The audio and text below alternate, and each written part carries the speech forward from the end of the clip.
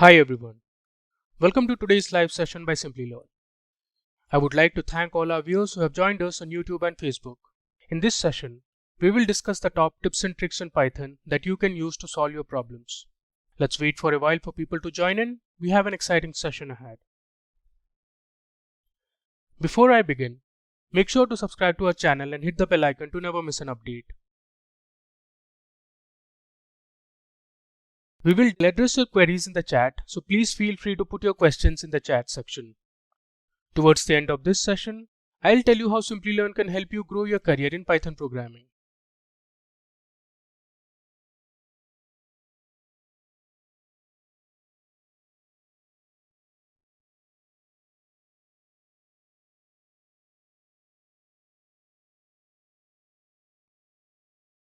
I can see a lot of people have joined in, so without any further delay, let's begin. First, let's understand what Python really is. So Python is a high-level open source programming language developed in 1989 by Guido van Rossum. It has simple, easy to use syntax. Python can run on different platforms such as Windows, Linux and Unix. It has a large collection of libraries and can be integrated with other programming languages such as C, C++ and Java. Companies use Python for web development, software development, statistical analysis, machine learning and deep learning.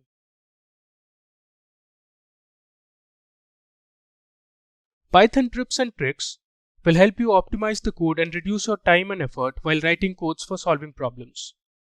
These tips and tricks are usually short snippets of Python code with simple illustrations to tell you how you can perform a complex task easily. It can also serve as examples that allow you to dive deep into understanding and exploring how each concept works and where it can be used. So in this video, we'll be covering the tips and tricks based on Python lists, tuples, sets, and dictionaries.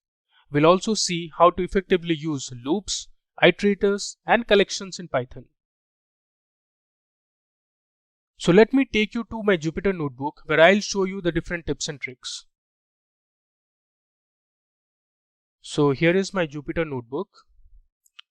So let's begin with our first trick. If you want to initialize a list or a tuple filled with repetitive strings or numbers written in the form of a string, we can do that using the multiplication operator. So let me show you. So first I'll declare a list. Suppose A is equal to, within square brackets, I'll declare a string, suppose India.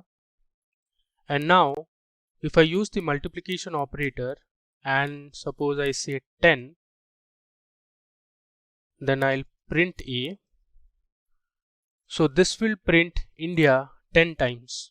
If I hit Shift Enter, it will run that cell. You can see we have printed India 10 times. Similarly, let's add another element to our list or another item to our list. Say India and then we have France. I'll use the multiplication operator and apply 10. So let me print my list again. If I hit Shift Enter, you can see India and France have been printed 10 times. Also, you can use an integer as a string and print as many times as you want. Suppose I'm printing 20 5 times. I'll use the print statement. You can see we have printed 20 5 times. But if I pass an integer as my first operand, it will result in the product of the two numbers. So for example, if I use C equal to 20 into 5 and if I print C, it will give me the product of 20 and 5, that is 100. Next, let's see how you can reverse the elements in a list. For that, we'll use the list slicing method. Let me first show you how you can reverse a string.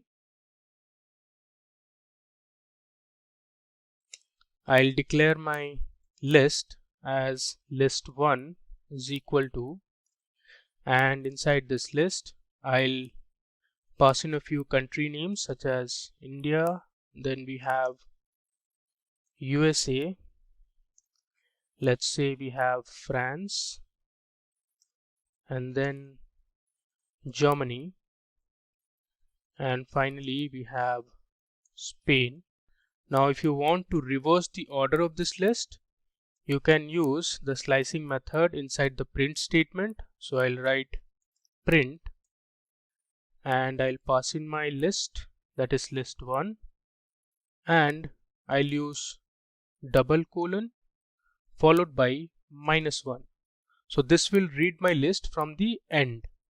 So if I hit shift enter, you can see we have reversed our original list. So now Spain comes first, then Germany, France, USA and India. Likewise, you can also reverse a list of numbers. So let's reverse a list of numbers. Suppose this time I'll use list 2 is equal to, I'll pass in few integers, say 100, 200, 300 and 400. Now if I print my list 2 using colon -1, it will reverse list 2. You can see we have reversed our original list 2. So now 400 comes first, then 300, 200 and 100. Now let me tell you how you can print the elements in a list in any order that you prefer. Suppose I have a list that has values like 1, 2, 3 and 4. Then I'll print this list. After that, I'll use 4 variables such as A, B, C, D and assign it to our list. After that, let me go ahead and print any order that I want. For example, I use B, A, D, C and hit shift enter.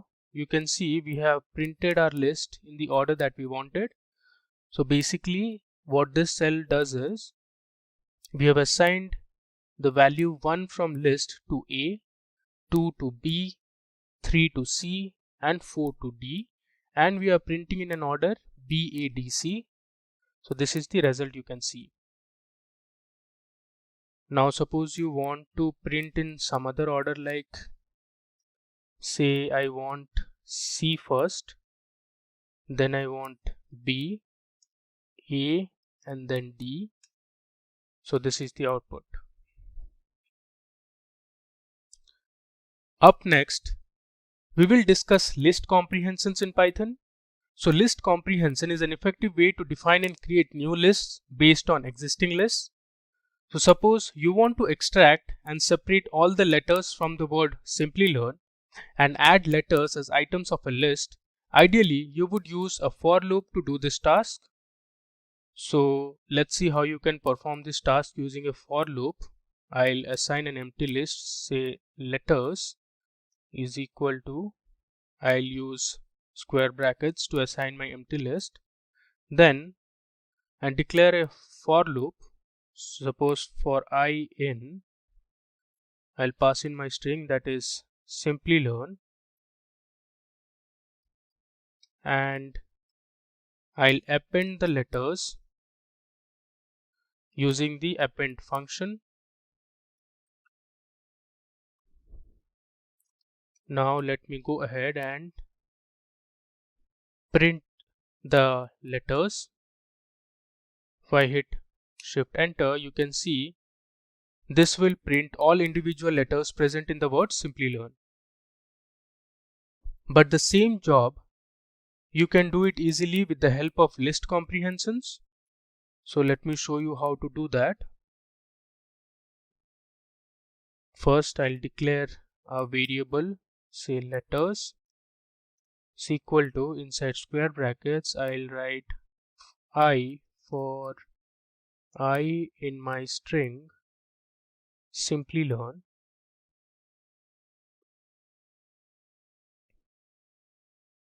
Then I'll just print the letters. You can see we have extracted all the letters from the word Simplilearn. So this is how we use list comprehension. Now similarly, if you were to find the square of numbers, you would like to create a user-defined function or use a for loop to do it. So let me show you how you can proceed. So we were to define a function. So first I'll import the math module present in Python. And then let's say I'm defining a function called square, and I'll pass in a parameter as a. Then I'll write a is equal to, I'll use the power function. So I'll first give in my module name, that is math, and use the power function, that is POW, and I'll pass in my parameter, that is a, and since we want to find the square, I'll give in 2, and I'll return my parameter, that is a. If I hit shift enter, now we have successfully run our user defined function. Now let me call that function. If I write square of a, it has given me 1 by default. Now suppose I want to find the square of integer 5. You can see it has given us the square of 5, that is 25.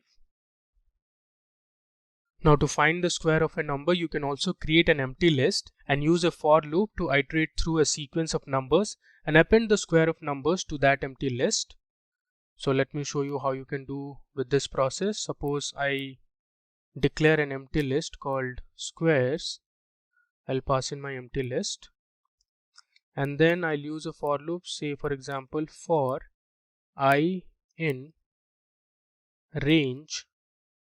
I'll give 10 as my range, and then I'll append my square values. So I'll pass in my empty list, that is squares dot append.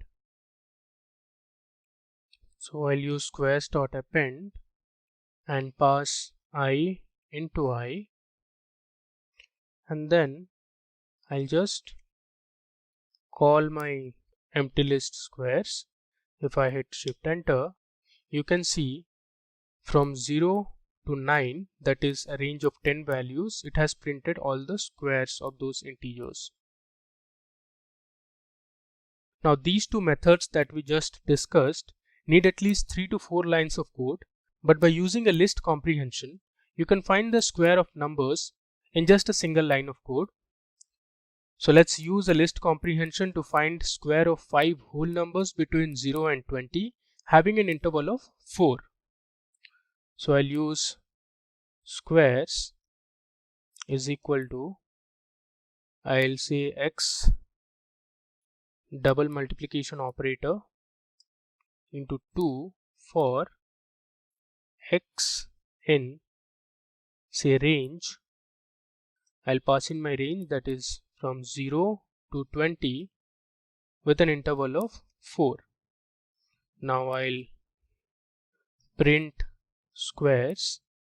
If I hit shift enter, you can see it has printed the square of values. So first the number is 0, so 0 square is 0, then the number was 4, so 4 square is 16, 8 square is 64, then 12 square is 144, and then 16 square is 256. Moving ahead, in the next trick, I'll show you how you can keep track of the index positions and the items in a list. So for that, we will use the enumerate function to print the item values along with the index positions. So let's say I have a list that has items, say 310 to 94. I'm taking random integers, 450 and say 243. And now if I use a print statement, suppose I'll write using the enumerate function,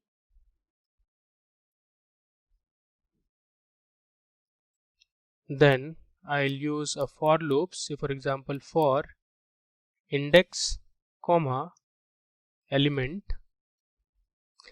in enumerate, I'll pass in my list, that is list underscore items. After that, I'll use a print statement.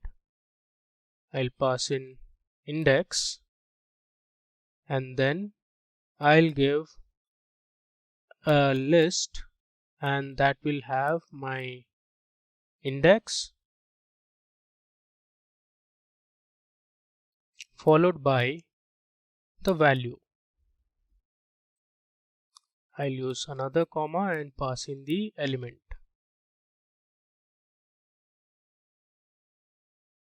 Now if I hit shift enter, you can see we have printed the index position as well as the item value. So at index 0 we have 310, at index 1 we have 294, similarly for index 2 and 3. Now moving ahead, let us understand how we can convert two lists into a dictionary. So a dictionary, as you must be aware, comes with a key value pair. You can use the dictionary method and pass the zip function with our lists as parameters. So let me define our two lists, say item number and names. So I'll use item number and give him some random whole numbers, say 102, 410, and let's say 321. And I'll use my second list, that is names, and let's say this list has some string values like phone, next is laptop, and then we have say tablet. Now I'll assign a variable, say item dictionary is equal to, I'll use the dict function and then pass in zip, and I'll pass in my parameters, say item number and names. Finally, I'll print my newly created dictionary, that is item dictionary. Now let me run it. So you can see we have a dictionary created out of the list. So our keys are 102, 410 and 321, and the item values are phone, laptop and tablet. Now you can check that in the following way. So I'll pass in my dictionary and then I'll use the keys function to get the keys from the dictionary. So you see we have all the keys printed. Similarly, if you want to print the values from the dictionary, I'll use the values function. So that will print all the values. You can see we have phone, laptop and tablet. Now we'll look at how you can find the common elements in two lists. So let me declare my first list as list underscore A, that will be equal to Davis. Then let's say we have Karen, then we have John, we have Frank next, and then let's say we have another person, say Steve. And let me declare my list B. So list underscore B is equal to, I'll take Karen, next we have Davis, then suppose we have Jack, up next we have George, and then say we have Steve again. Now to find the common elements, I'll use variable, let's say common, and I'll again use a list comprehension, say A for A in list A, then use for B in list B, Then I'll use an if clause. So if A equals to B, then I'll print the common variable. If I run this, you can see we have the common elements printed from both the list A and B. So Davis, Karen and Steve are present in both list A and B. Next, let's see how you can remove the duplicate items in a list. Such problems you would often come across while doing data analytics. So the idea is very simple. You just need to convert the items in a list into a set. So that will remove all the duplicate items in a list. So suppose I have a list of numbers. Let me take random whole numbers 20, 22, 24, so 26. Then we have 28 repeated twice. And then again, suppose we have 20, and we have 22, and let's say we have 30.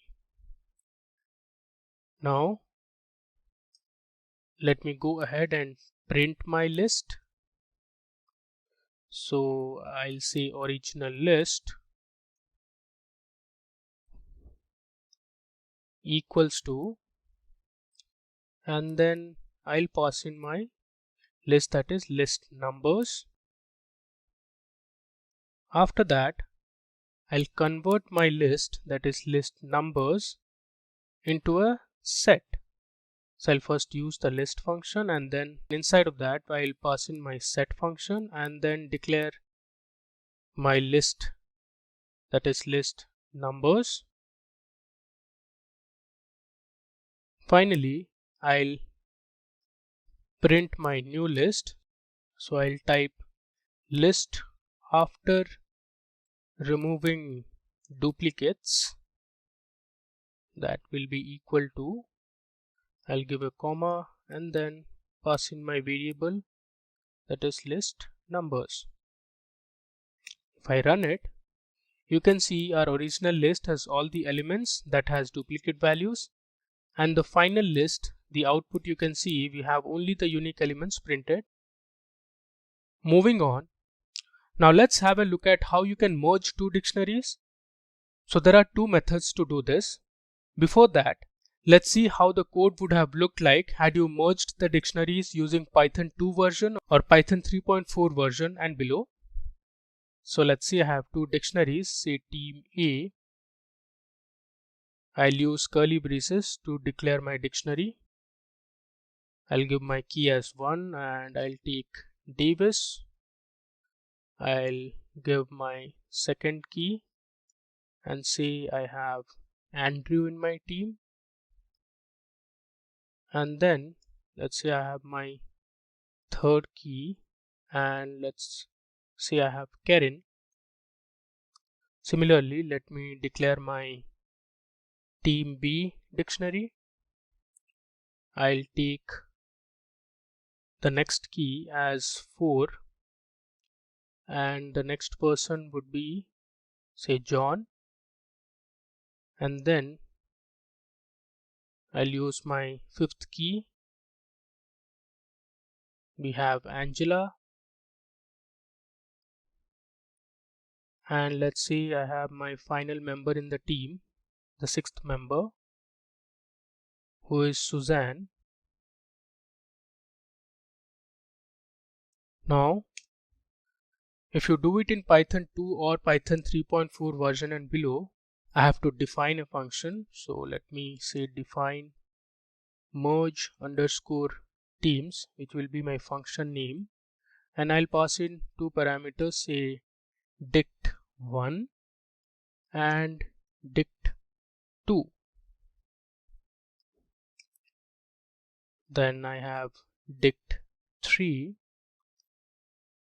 In dict3 I'll use the copy method, so I'll use dict1 dot copy. Then let me go ahead and use my dict3 dot update. I'll pass in my dict2, and then say I'll return my dict3.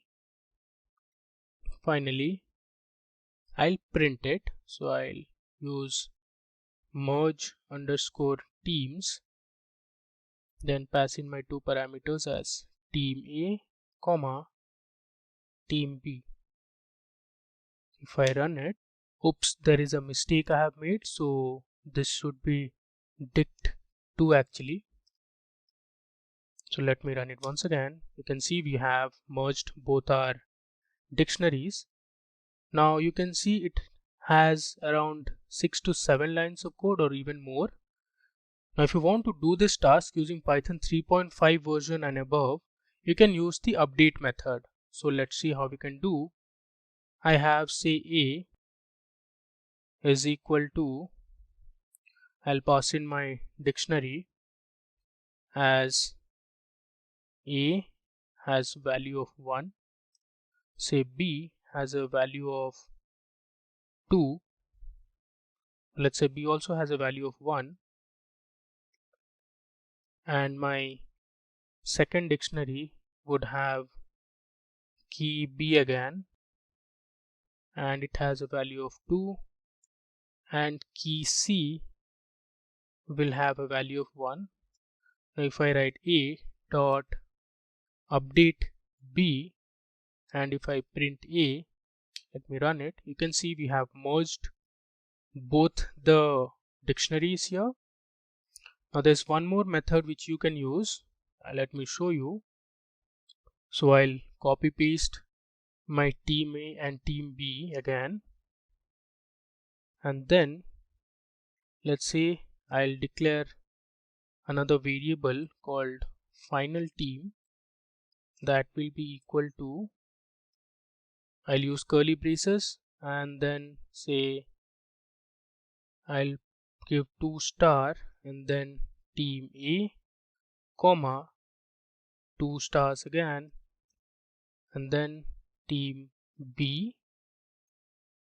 Then I'll print my final team. If I run it, you can see we have merged both our team A and B, and this is our final team that has 6 elements.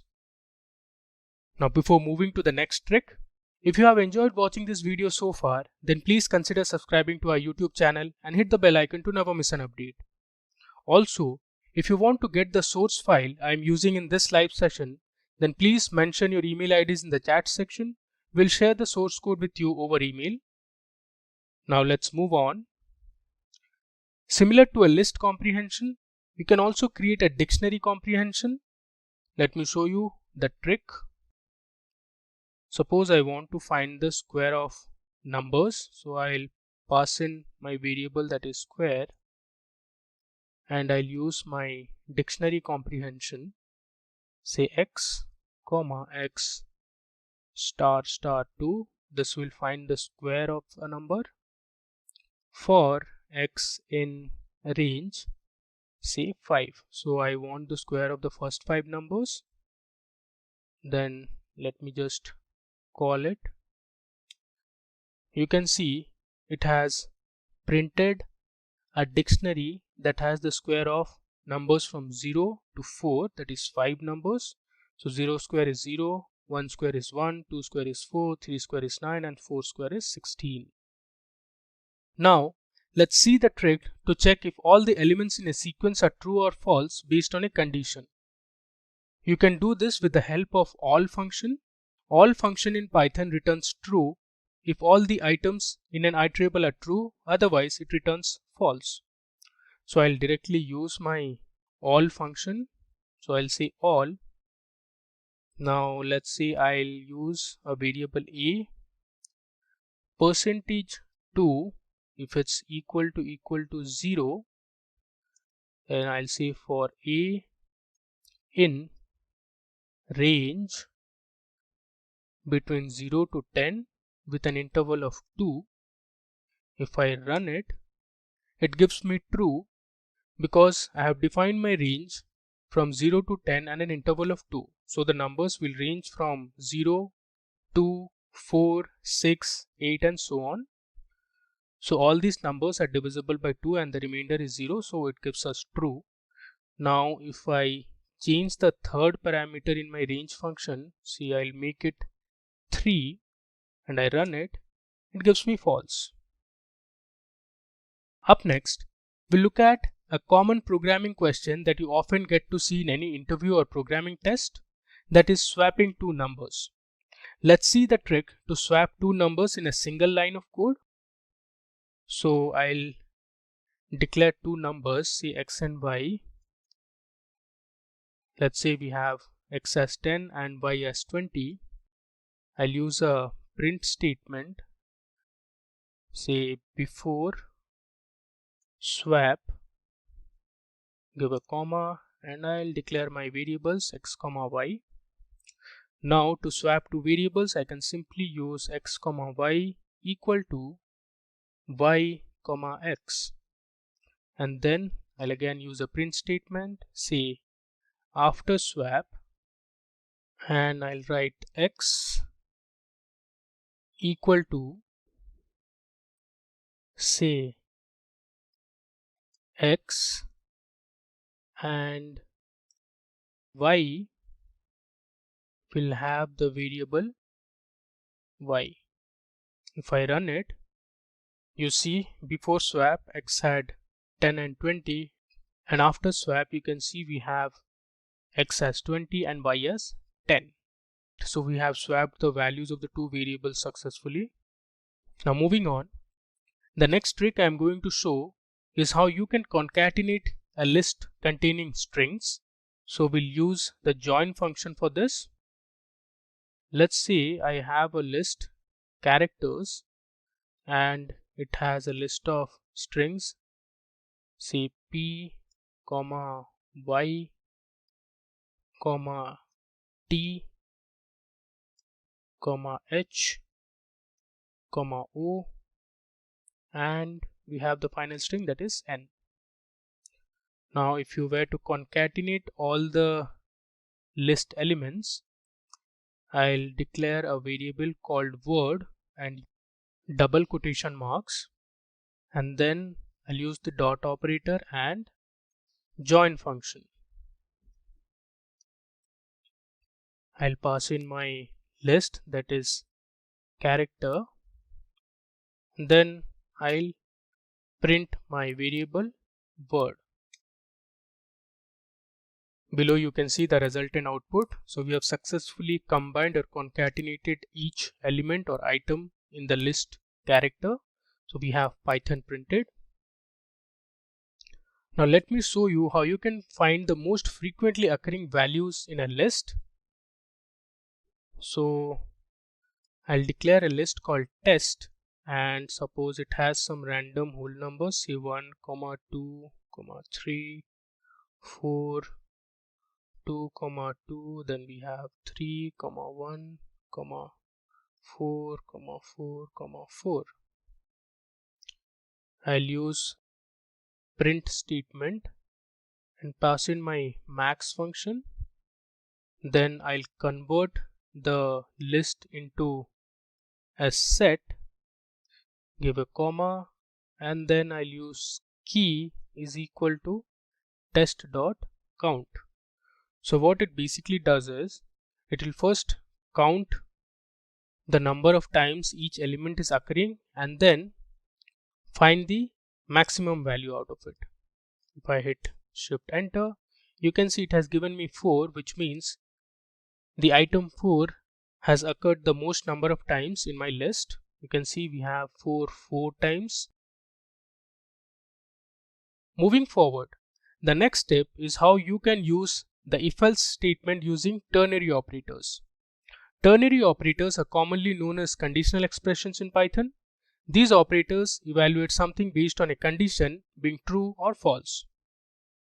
So I have my two variables a comma b, and it has values 10 and 20 respectively. Now if I use a print statement, say both a and b are equal, if A equals to B, else A is greater than B if A greater than B, else B is greater than A. So first I am evaluating this condition. If A is equal to B, then we'll print both A and B are equal. Else if A is greater than B, we'll print A is greater than B. If both the conditions are false, we'll print B is greater than A. So let me run this. We have the output B is greater than A because our B value is 20 and A is 10, so B is greater than A. Now let me create a NumPy array and find the cumulative sum in a sequence of numbers. For this, you can use the CumSum function. First I have to import my NumPy library, so I'll write import NumPy as np. Then I'll declare a variable, say res, which is for result. I'll use a list function and then pass in my CumSum function. And let's say I'll give a range of 10. Finally, I'll print the result. If I run this, you can see we have calculated the cumulative sum of the numbers ranging from 0 to 9. So the first element is 0, then the next element is 1, so 0 plus 1 is 1. Then the next element is 2, so 1 plus 2 is 3. Then 3 plus 3 is 6, 6 plus 4 is 10, 10 plus 5 is 15, and so on. Let's now understand how you can use iter tools in Python. Iter tool is a module in Python that implements a number of iterator building blocks. It provides several functions that work on iterators to produce complex iterators. We will see an example to find the list of matches to be played between the teams in a league. Here we consider each team will play against all the other teams in the league. So to use the iter tools, I'll first import it. So I'll write import iter tools, and then let me go ahead and declare a list, say football underscore clubs. Let me take a few club names, say Manchester United. Then we have Real Madrid. I'm taking the top clubs from Europe. The next club we have is, say, Arsenal, followed by Chelsea. Then we have, say, Liverpool. And finally we have Barcelona.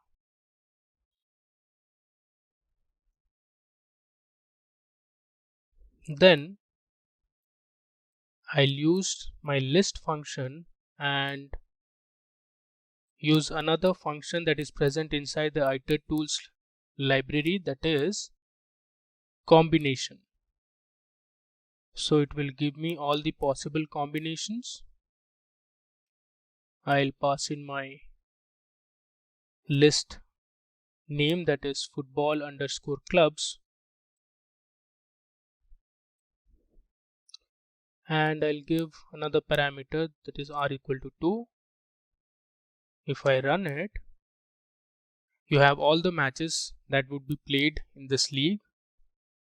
As I mentioned, each team will play against all the other teams. Now we will see the trick to print the total permutations in a given set of numbers using the iter tool and its functions. Now to do this, I'll use a for loop. So I'll use for p in iter tools dot, I'll use permutations function. So permutations, and then let's say I'll pass in my list that has values 1, 2, 3 and 4, I'll print it. I'll use print, then I'll use the join function, convert it into a string for x in P. If I run it, you can see below we have all the permutations listed. Up next, let me tell you how you can print all the false values present in a list. Now to do this, we can use the filter false function present in the itertools module. So I'll use list and then use my itertools dot filter false function. I'll pass in bool as my data type. Let's say we have a list containing none, then we have false, we have 1, 0, 10. If I run it, it will print all the false values present in the list. So we have none, false and 0. So if you have liked watching this video so far, then please subscribe to our YouTube channel and hit the bell icon to stay updated with all the trending technologies. Also, if you want to get the source file that I am using in this live session, then please mention your email IDs in the chat section. Our team will share the source code with you over email. Again, if you have any questions related to the tips and tricks we have discussed so far, then please put your queries in the chat section. Our team will answer it in the chat. Up next, let me show you the trick to perform certain mathematical operations inside a list containing pairs of tuples. First, we'll look at how to add elements in a list of tuples. So for that, I'll import my itertools. You can skip this step because we have already imported our itertools module. And then I'll import operator. We have a list of tuples, say a2, 5. Then we have 10, 4. We have another pair says 60, 3. Now I'll use list function and inside of it I'll use my itertools module. So I'll write itertools dot star map function and I'll use my operator and add comma, I'll pass in my list that is A. Now if I run it, we have the addition of the pairs of tuples present in the list. So first pair is 2, 5, so the addition is 7. Then 10 plus 4 is 14 and 60 plus 3 is 63. Similarly, you can also multiply the pairs of tuples in a list. I'll just copy paste this code and here instead of add, I'll use MUL to multiply. If I run it, we have the output below. So 2 into 5 is 10, then the product of 10 and 4 is 40 and 60 and 3 is 180. Now let us explore a bit about the collections module in Python. So the collections module implements specialized container data types containing alternatives to Python's general purpose built-in containers such as list, tuple, dictionaries and set.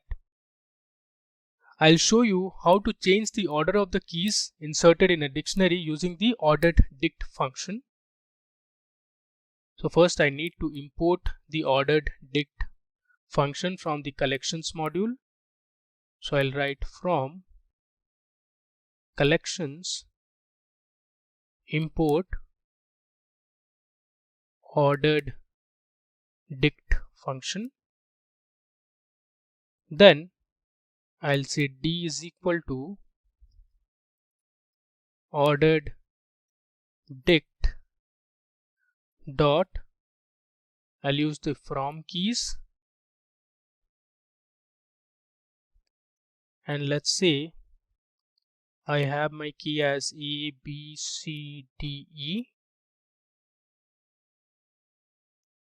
Then I'll use another function called move to end, and let's say I want to move my key B to the end. Then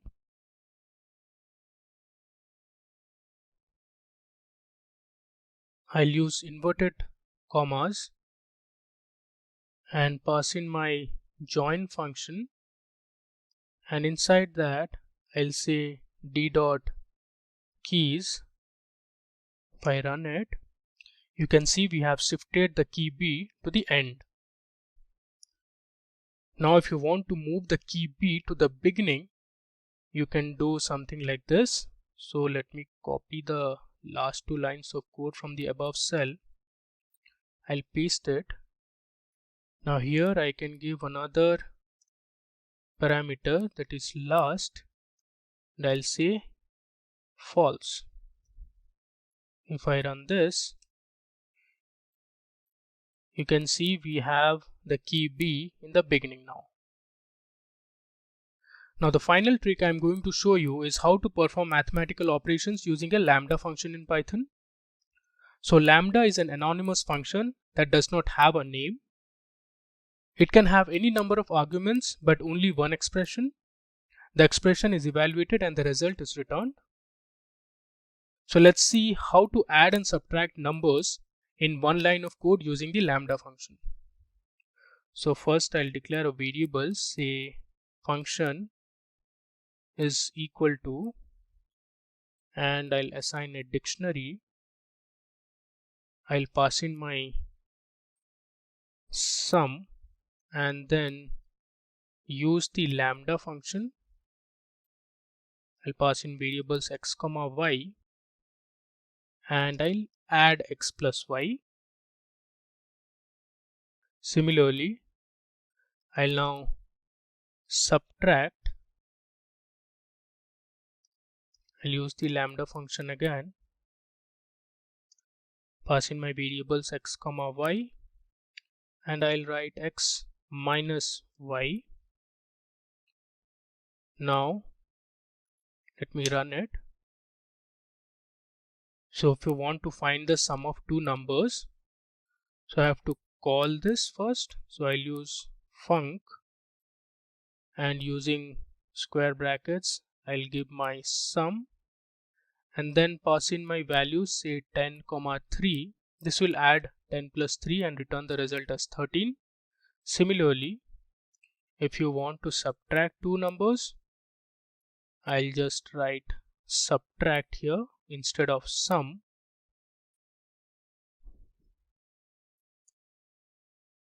and it will return the result, that is 10 minus 3, which is 7. I think with that we have covered all the important tips and tricks that you should know in Python. Now let me take you to our slides. I'll show you how Simplilearn can help you become an expert in Python and build your career in it. So I'll open a new tab and search for simplilearn.com, and under what you want to learn, I'll search for Python. Let me open the first two courses in a new tab. So this is the Python training course. If I scroll down, you can see the key features of this course. You have 38 hours of blended learning, 30 hours of instructor-led training, 8 hours of online self-paced learning. You have 20 plus assisted practices on all modules. You also get industry recognized course completion certificate. And on the right, if you see, we have the skills covered. So you will be learning about web scraping, object-oriented programming. You learn about operators, methods. You also have Django. You learn about indexing, sets, dictionaries, conditional statements. If I scroll further, you learn about loops, functions, file handling, and lots more. You can see the benefits of learning this course. Now if I scroll further, here you can see the entire course content. So first in lesson 1 you learn the Python basics. Then lesson 2 will have data operations. Then you learn about conditional statements and functions, error handling and file operations. These are some real life projects you'll get to work on if you enroll in this course. And this is a certificate you will get after completing this course. So please go ahead and enroll in this course if you want to build your career in Python. Now the next course is Python for Data Science or Data Science with Python course. So this is co-developed with IBM. If you want to build your career in data science, you can enroll for this course. So these are some of the key features. You get 68 hours of blended learning, 4 industry-based projects, you get interactive learning with Jupyter Notebook Labs, lifetime access to self-paced learning. Then you also have dedicated mentoring session from faculty of industry experts. Here on the right you can see the skills that will be covered as part of this course. You'll get to learn about data wrangling, data exploration, data visualization, mathematical computing, web scraping, hypothesis building. Then you learn some packages on NumPy, Pandas and SciPy. And you also have scikit-learn for natural language processing. Now these are some of the benefits you'll get. If I scroll further, this is the entire course content. So it has around 12 lessons you can see.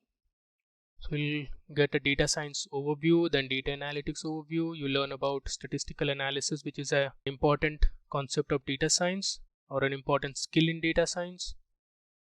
You also get to learn about data manipulation with pandas, scientific computing using SciPy. You learn about machine learning, natural language processing, web scraping, and some practice projects. Along with this course, you'll also get some free courses on Math Refresher, then Data Science for Real Life, Python for Data Science, then Statistics Essential for Data Science. Here are some industry-based projects. So these projects are based on Amazon, Walmart, and Comcast. This is the certificate you will receive after completing this course. So please go ahead and enroll for this course if you want to start your career in data science with Python. Now moving back to our slides. With that, we have reached the end of this live session. I hope it was interesting and informative. If you liked it, please let us know in the comments section. Don't forget to subscribe to our channel and stay tuned for more from Simply Learn.